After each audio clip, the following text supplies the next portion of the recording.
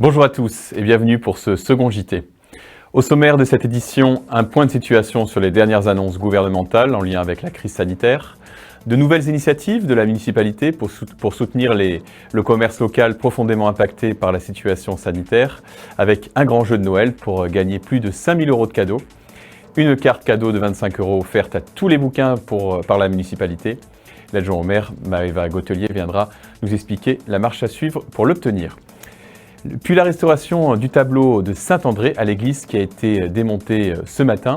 Et nous terminerons par la météo et quelques images de la crèche qui a été installée dans le hall de la mairie. Mais avant de commencer, nous avons appris il y a quelques heures l'évacuation de l'espace Virginie de Dieu qui accueille une école maternelle, une école élémentaire et l'accueil de loisirs.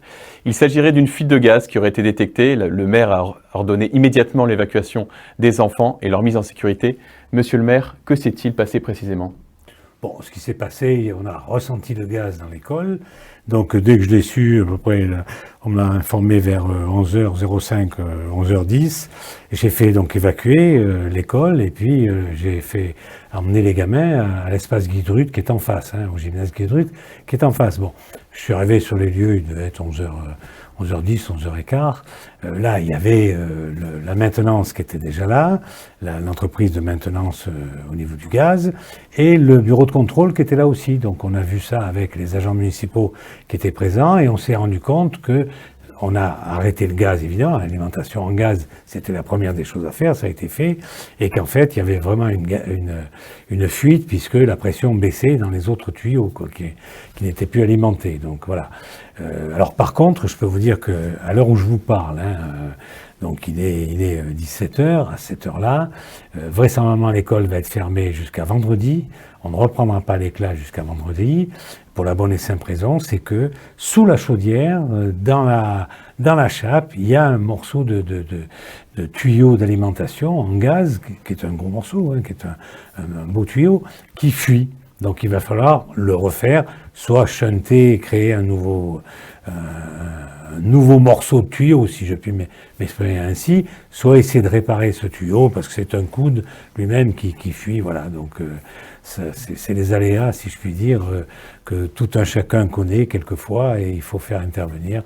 Donc on intervient là-dessus, on fait en sorte que le centre aéré qui aura lieu donc mercredi soit aussi à Guy-Drut, que tout soit à Guy-Drut. Et je remercie encore le principal du collège, puisqu'il nous permet d'avoir quelques classes à disposition qui sont des classes inoccupées. Donc pas de classe jusqu'à vendredi, le centre aéré mercredi. Donc vous avez prévu une solution de secours pour les parents qui n'ont pas un mode de garde d'urgence, c'est Guy-Drut. Exactement. Richard Mallier, je profite de votre présence pour faire un point sur le dossier Alteo. Le tribunal de commerce devait rendre sa décision. 2 offres étaient en lice, celle d'Alto, qui proposait la continuité du site de stockage des Baux Rouges dans la forêt de Bouc-Bel-Air, et Alteo, associé à UMS, qui lui proposait de fermer le site de stockage. C'est plutôt UMS qui rachèterait Alteo Holding. Voilà, c'est un peu comme ça que ça se fait. Merci, monsieur le maire, de cette précision. Alors, qu'en est-il ? Qu'en est-il ? Aujourd'hui, le tribunal a repoussé au mois de janvier sa décision, mais on sait depuis la veille au soir que Alto a retiré son dossier. Donc Alto voulait continuer l'intégralité de la fabrication, c'est recevoir de la bauxite et faire des aluminiums spécialisés, des alumines spécialisés. Et par contre, aujourd'hui, il ne reste plus qu'HMS qui rachèterait Alteo Holding, qui lui reprendrait sous 15 mois à peu près, reprendrait aujourd'hui la fabrication telle qu'elle est, avec le procédé Maillère, donc de la bauxite jusqu'à l'alumine spécialisée, et par contre, sous 12 à 15 mois, arrêterait le procédé Bayer, donc arrêterait de recevoir de la bauxite et recevrait la place des hydrates d'alumine, qu'il transformait en alumine spécialisée. Donc en fait, c'est ce que nous souhaitons depuis le début. Donc comme il n'y a plus qu'une seule entreprise qui a déposé son dossier, normalement, c'est elle qui devrait être retenue par le tribunal. Voilà. Merci, monsieur le maire. Alors que la seconde vague de l'épidémie du Covid-19 n'est pas encore terminée, l'exécutif a tranché. Jean Castex a annoncé jeudi 10 décembre que le confinement serait remplacé par un couvre-feu entre 20h et 6h à partir du 15 décembre. Si le réveillon de Noël sera épargné, le couvre-feu sera en revanche en vigueur dans la soirée du 31 décembre, contrairement à ce qu'envisageait le gouvernement voilà quelques semaines. Les attestations de déplacement seront plus nécessaires à partir du 15 décembre, demain, sauf pendant le couvre-feu. Suite à ces annonces, le maire de Bouc-Bel-Air a confirmé l'annulation logique du traditionnel feu d'artifice du 1er janvier. Il a aussi souhaité permettre aux Bouquins qui souhaitent profiter de Noël avec leurs proches d'effectuer un test avant le réveillon. Afin que les résultats arrivent avant le jour fatidique, le centre municipal de dépistage temporaire ouvrira exceptionnellement lundi 21 décembre. Inscription obligatoire sur boucbelair.fr. Malgré la crise sanitaire et la situation économique morose, les commerces de Bouc-Bel-Air vont connaître un Noël féerique et on va comprendre tout de suite pourquoi avec Maëva Gautelier qui est adjoint au maire délégué au développement économique, au commerce et à l'emploi. Bonjour Maëva. Bonjour. Alors soutenir et aider le commerce de proximité en incitant les Bouquins à consommer dans leur commune, c'est l'ambition de la municipalité. À ce titre, vous avez lancé la semaine dernière une tombola XXL avec les commerçants de la commune, intitulée Le Grand Jeu de Noël. Alors cette tombola, c'est plus de 5 000 € de lots à gagner, une vingtaine de gagnants, une télévision, une Switch, des produits fins, des fleurs, de la mode féminine, des séances d'escalade, des sauts en chute libre, des livres. Maëva Gautelier, vous avez vu les choses en grand ? Alors effectivement, c'est vrai que soutenir le commerce économique local est une cause qui nous tient particulièrement à cœur. Et face au contexte sanitaire actuel, il nous a semblé plus que nécessaire que de redoubler d'efforts pour pouvoir avancer et pour pouvoir continuer de les accompagner toujours plus. Mais de toute façon, cela faisait partie de la volonté de Monsieur le maire qui, dans son projet municipal, avait clairement évoqué son souhait de dynamiser le commerce local. Alors, il me semble que c'est une initiative qui ne se fait qu'à Bouc-Bel-Air au sein du Pays d'Aix, c'est bien ça ?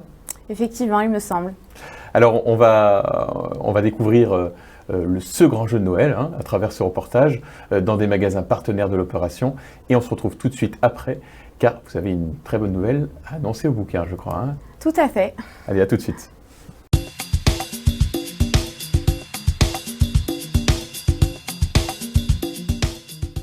Oui, ça a très bien marché et les clients qu'on n'a pas eu en sont demandeurs. Donc c'est vraiment un bon petit boost pour la fin d'année. Ça permet aux commerçants qui ne sont pas connus ou qui n'ont pas très bien fonctionné pendant ce temps-là, pendant cette période-là, de se faire connaître et de profiter de ce tombola pour faire venir du monde dans leur magasin. Voilà, très bonne initiative. C'est un petit tombola offert par la mairie de Bouc-Bel-Air et la participation des commerçants. D'accord. Donc c'est un jeu qui est à partir de 5 € d'achat. Je vous donne un ticket de tombola, tirage au sort le 23 décembre avec plein de lots à gagner chez les commerçants. D'accord. Voilà, c'est très bien parce que ça permet de faire des cadeaux, ou si on gagne de faire des cadeaux, ou d'avoir un cadeau. Et c'est très bien que ce soit les magasins qui le font, que ça soit donné par les magasins parce que quand on est fidèle à un magasin, c'est vrai que ça fait plaisir d'avoir un petit quelque chose en fin d'année. C'est une bonne initiative, c'est sympa pour tout le village et les habitants, que tous les commerçants fassent ce geste avec la commune et tout, je trouve ça très sympa. Et si tu es content de ma coupe, je te donnerai le bon après la coupe. On participe à la tombola de Bouc-Bel-Air parce qu'on est commerçant ici et qu'on fait partie, que c'est un peu notre rôle aussi et que ça donne du baume au cœur vu les temps qui courent.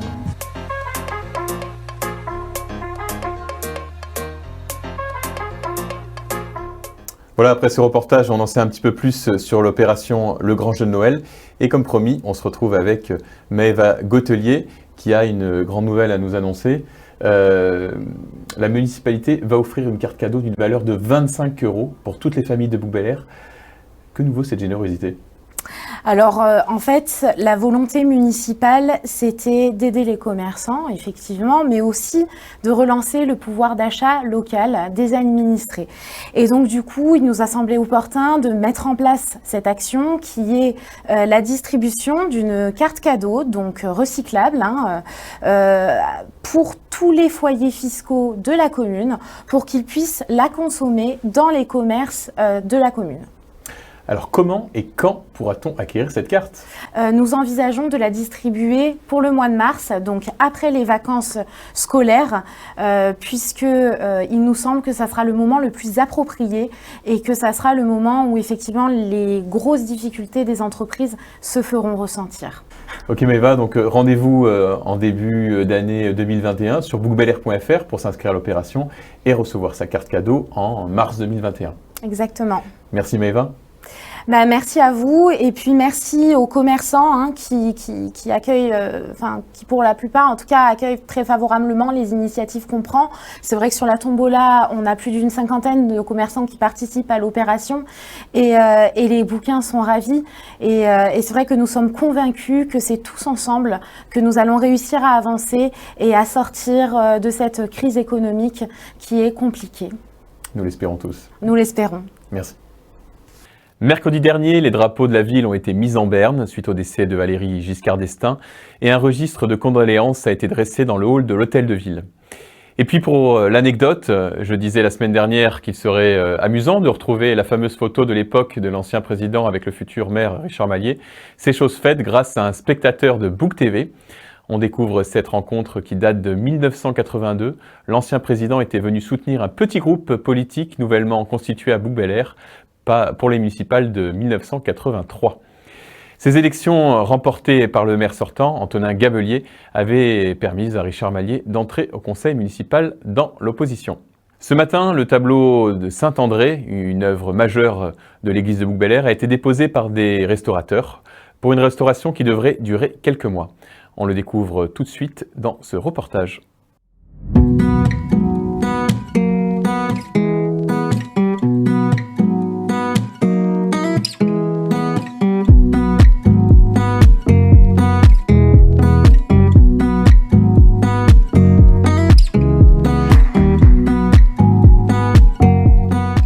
Alors ce tableau, il souffre de plusieurs choses. Il y aura deux grandes étapes. Il y aura des opérations sur la toile.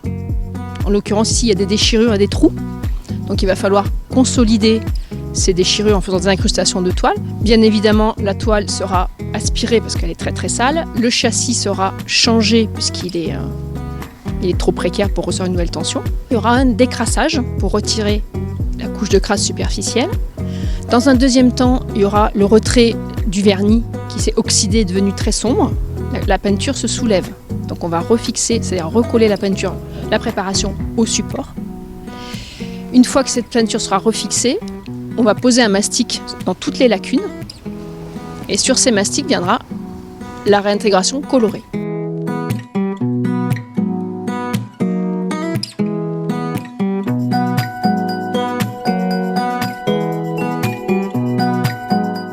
Donc c'est une restauration qui va se dérouler sur 5 mois, donc une restauration assez lourde et pour laquelle nous avons fait des demandes de subventions auprès de la DRAC et du conseil départemental comme toutes les opérations d'investissement et notamment de restauration de notre patrimoine afin que la note soit la moins chère possible pour les bouquins et quand même qu'on continue à valoriser et à restaurer notre patrimoine pour nous, mais également pour nos enfants et petits-enfants. Allez, on passe à la météo de la semaine avec Sophie. Sophie, bonjour. Bonjour Bernard. Alors, quelles sont les tendances pour demain, mardi ? Demain, mardi, le ciel sera couvert sur l'ensemble de la journée. Nous attendons de faibles pluies tôt le matin et en début de soirée. Les températures iront de 9 à 13 degrés. Mercredi ? Mercredi, le temps sera mitigé. Le soleil jouera avec les nuages pour s'imposer l'après-midi. 9 degrés le matin et 14 l'après-midi seront ce que nous pourrons lire sur nos thermomètres. Alors, jeudi et vendredi ? Jeudi et vendredi, les escargots seront ravis. Ah bon ? Bernard, nous serons sous la pluie. D'accord. Le soleil ne pointera son nez qu'un court instant dans l'après-midi de samedi. Le temps restera doux puisque les températures varieront entre 8 et 14 degrés. Et ce dimanche ? Dimanche, nous reprendrons les parapluies. Il pleuvra toute la journée pour ce dernier jour d'automne avec des températures qui n'iront pas plus haut que 11 degrés.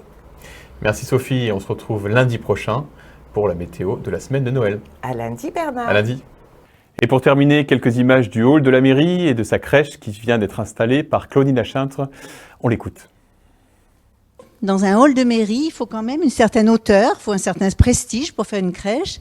Et donc, j'ai choisi cette hauteur-là. Alors cette année, j'ai voulu une grande crèche parce qu'on devait avoir 900 tons qu'on attend encore. Donc j'ai mis des boîtes, des plastiques, vous voyez, pour faire un peu des montagnes, puisque dans ce pays de Jérusalem, il y a beaucoup de montagnes et de rochers. On vous invite à découvrir cette très belle crèche, mais aussi à poster votre lettre au Père Noël dans la boîte aux lettres magique.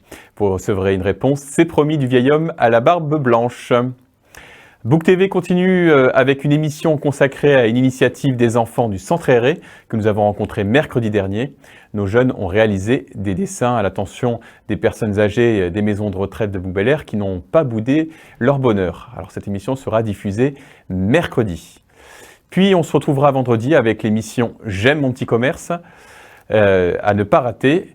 Vous l'aurez compris, Book TV, c'est un JT tous les lundis, puis le mercredi et le vendredi pour d'autres émissions.